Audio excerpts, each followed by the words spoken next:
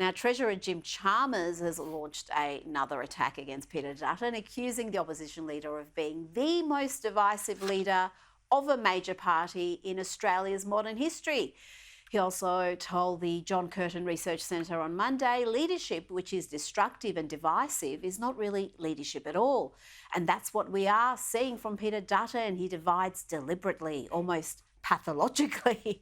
This is worse than disappointing. It is dangerous. His divisiveness should be disqualifying. Patrick, it seems the Treasurer and the Albanese government in general are, rattled by the polls, the NT result, by the cost of living crisis, the Gaza issue that is ongoing. The one response they seem to have to all this is just to attack Peter Dutton. It's bizarre, isn't it? I think, did we wake up and find ourselves in an election campaign? Why is he talking about Peter Dutton? He's giving a very important economic speech. Yeah. There's a lot going on economically at the moment with cost of living, inflation, and a dozen other things. I think it shows that the government is actually scared. Why are they talking about Peter Dutton? Why are they trying to call him out? They've been seen to dither and to be distracted on so many levels. And Peter Dutton has actually, whether you agree with these policies or not, had a clarity of vision that is certainly so at odds with the way that the Albanese government seems to handle these very big issues as they come up. So I find it bizarre that he's talking about it. It is. It's almost like they're in government, but they're pretending they're in opposition. Yes. So they're just running a negative campaign against Dutton. But he's not in power, folks. Yes. But he did have this to say after this latest attack from Chalmers. If Australians were doing it so well and the economy was running, as great as Jim Chalmers claims it is, why is he dedicating a speech to me? It seems when you have a look at the Labor Party at the moment, you've got Tony Burke saying, look at me. You've got Bill Shorten saying, look at me. You've now got Jim Chalmers saying, look at me. It's hard to argue with that. Why are they hyper-focused on him rather than actually their individual portfolios? And we do have a cost of living crisis. It's not a minor thing. It's touching people from all sorts of demographics, and there doesn't seem to be an answer to it. Look, it just... in the short term, anyway. Yeah, look, there's been a dithering quality to this government all the way through, and a distracted quality too. You look at The Voice last year. I mean, people were suffering. They couldn't, petrol was going through the roof, food was going through the roof, and we're debating this sort of notion of having a two-tiered sort of racial society.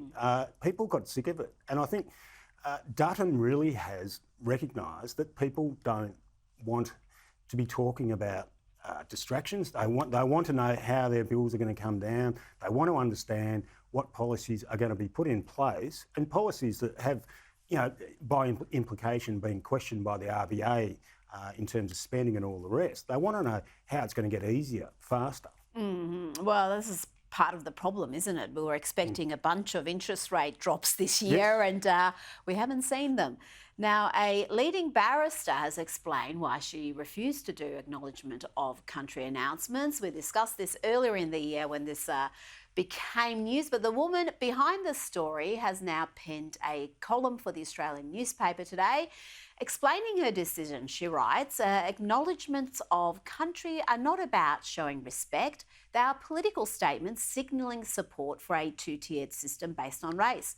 They have no place in the law, including in our courtrooms, and the average Australian instinctively knows this. A colleague recently told me that when court commenced with an acknowledgement of country, their client immediately felt the judge would take a view against them and lost any notion of receiving a fair trial. This is what happens when the legal system infects itself with politics. Bravo, Lana Kalaris there. And she also points out, Patrick, that the term First Nations, I've talked about this a number of times on this program, the term First Nations in itself is a political term, and it's designed to push the sovereignty was never ceded, always was, always will be Aboriginal land movement. It's very legalistic language, isn't it? And it's not about the heritage or acknowledging the past or a great history. I think a lot of people suspect it's about throwing forward to notions of treaties and then reparations and that sort of thing. And we've seen the acknowledgement of country just grow in length, as you're talking about, with all these sort of legalistic terms like First Nations. And I think people are sick of hearing it so many times. It is ridiculous. It is sort of tokenistic, but at a much deeper level, it really is sort of setting a scene for a search for treaties and for reparations that average people think, hang on, that's not right. And I think also sometimes they become very militant depending on who's delivering it. You know, I've heard ones where they talk about we're on stolen land, sovereignty was never ceded. There are ones that are a little bit, but there's also lines that they always say, which have just become like meaningless mantras when you actually break down what he said and you go, why would you say that? Exactly, what does that mean? They don't actually have an answer when you ask someone. It's always interesting when someone insists on doing a acknowledgement of country, just to ask them, what does that line mean? And why is that there, as opposed to perhaps saying this? I had one that went for 20 minutes. Oh, wow. Yes, a couple of years ago. And there was some rustling in the audience at that point. Oh, I could imagine.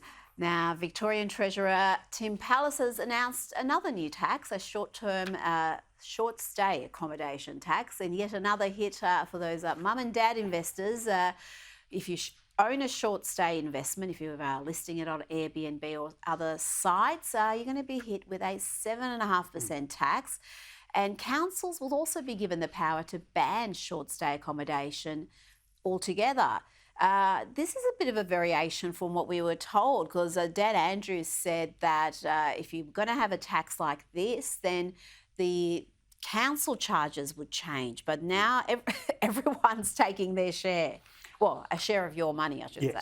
Well, it's a backflip, and it's a symptom of a government that feels so stale and so debt-ridden. They will try on anything, and they will go backwards on what they've said just to get more money out of us Victorian taxpayers.